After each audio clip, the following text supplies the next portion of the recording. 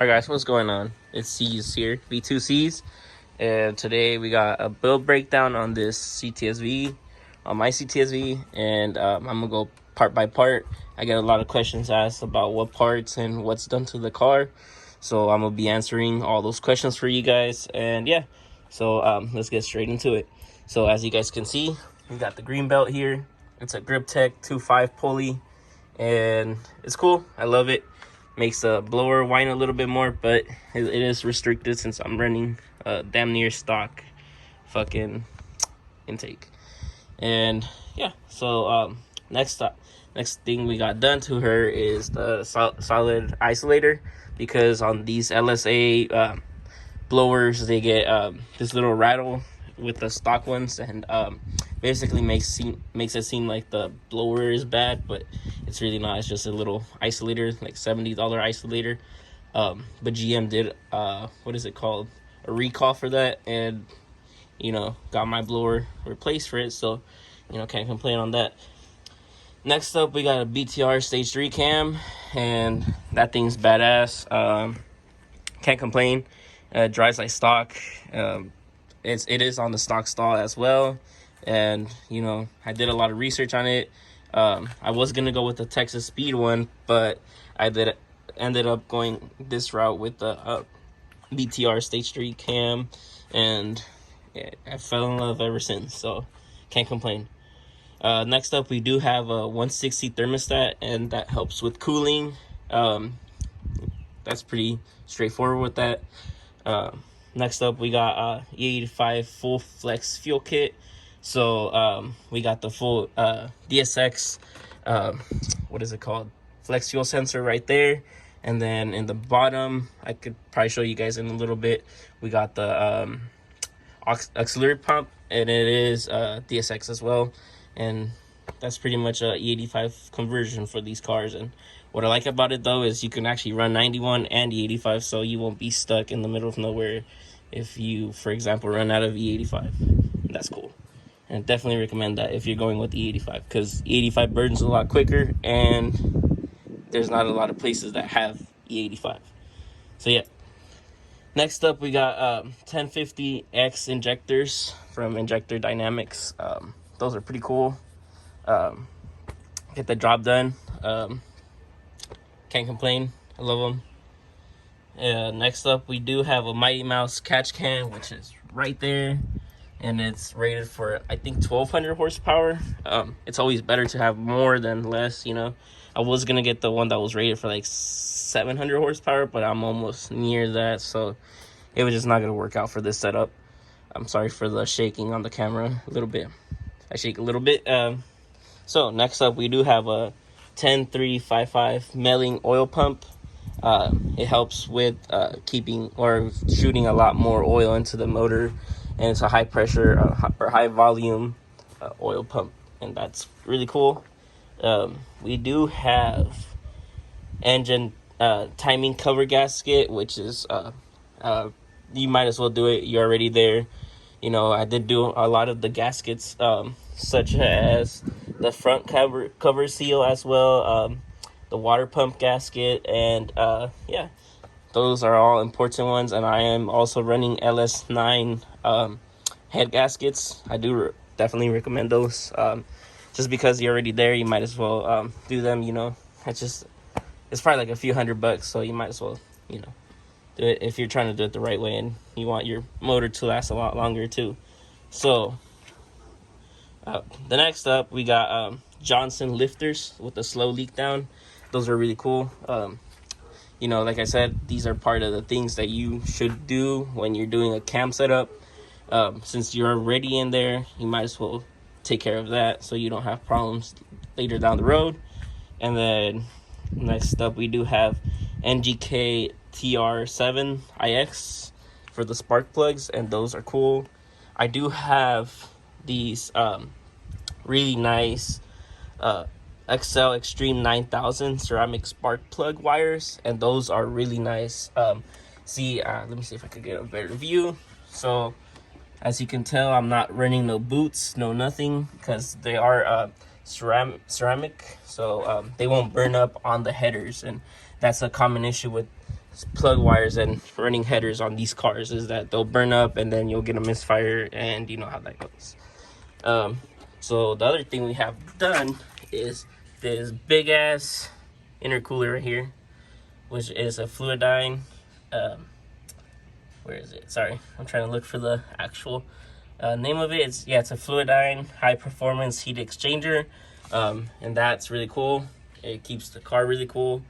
Sorry for that. That's my like the little headlight washer thing. But yeah, that's really nice. I need to repaint the grill, as you can tell.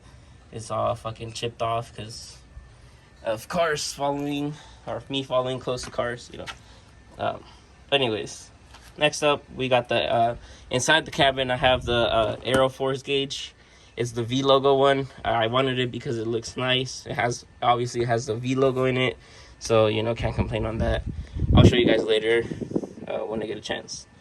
And then we have, it came with the wideband kit as well, so you can check all that good stuff. And yeah, we do have this BMR. It's really dirty right now, but it's the BMR black ice tank. That's the word. Sorry. Yeah, it's a BMR ice tank. It's nice. Holds up, I think it's like 5 gallons, if I'm correct. And if not, you can correct me in the comments. But yeah, it's nice. It has this little lever right there, which is really nice. You just flip that down. You drain all your coolant from in there, and then you could throw ice in there. So yeah, let's see.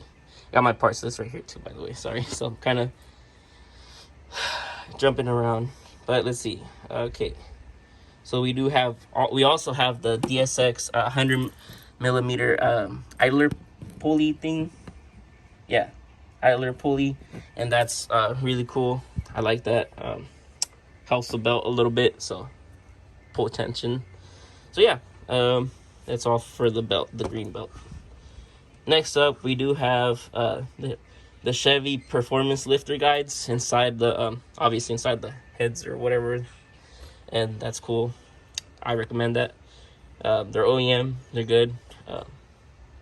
You know, it speaks for itself. Then we do have a CHE tuning kit upgrade on these.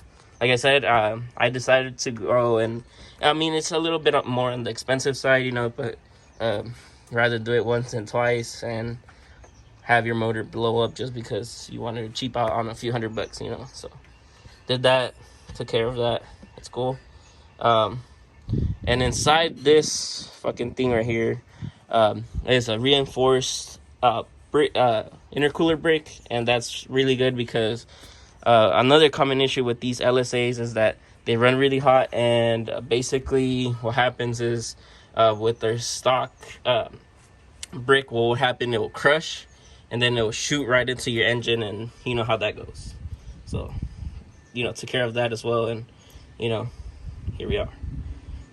Definitely recommended though. It's a dedicated motorsports, by the way, so yeah. And then we have obviously the pump, like I said earlier, the DSX pump, auxiliary pump I meant.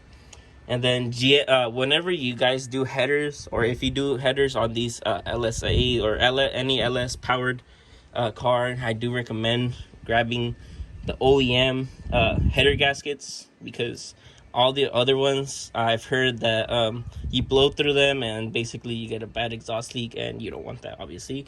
So I did do the OEM ones, and they're like $20 each, I think. So it's like $40-$50, which is worth it. It's not too bad. And then next up, we got my heads. So they're still the stock heads, but they got ported out. The guy that did it for me, he got kind of carried away. I was supposed to get basically a street port, but he left it basically in between street port and race port, so it's in between there, and it's helps the motor flow a lot better. But yeah, and then I did water pump had to be upgraded, and you know, that's just another what is it called, supporting mod, I guess, for the whole motor. And then we did the camshaft retaining camshaft retaining plate. Sorry, kind of tongue twister right there, but yeah, camshaft retaining plate got done.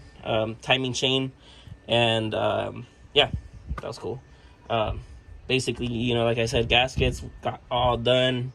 It was a pain in the ass, but they all got done. ARP head studs did get done as well. Go with ARP. I recommend ARP.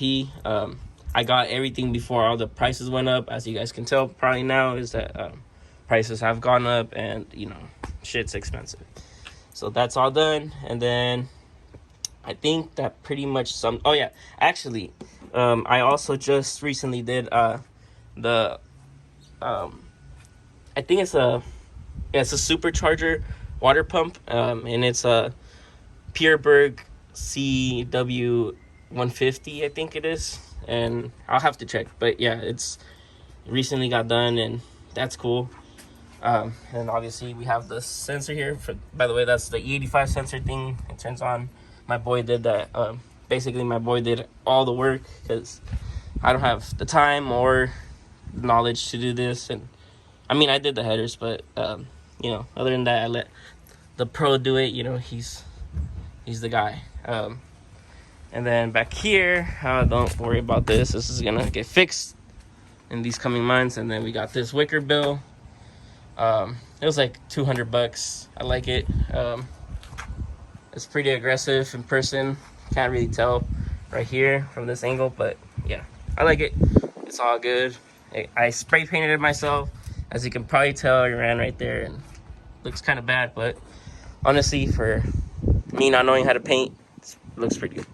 And yeah, so basically that is the build breakdown on the CTS-V. And let me show you guys the Aeroforce gauge. Like I said, sorry, it's kind of messy in here. Basically right here, and it took the OEM spot where the clock usually goes. It goes right there, but you know, it's all cool. So yeah, I hope you guys enjoyed the video. Give it a thumbs up, like it, subscribe. Let me know what I should do next. I am planning on getting a GoPro soon to get some reactions on people. And sorry, I'm breathing so heavily. It's kind of hot. And we got some Cadillac racing flags and stuff. It's cool. But yeah, like I said, I'm gonna be doing some videos soon. I will be getting a fucking GoPro soon as well, and I'll probably add a sound clip of how the car sounds in a little bit. So stay tuned.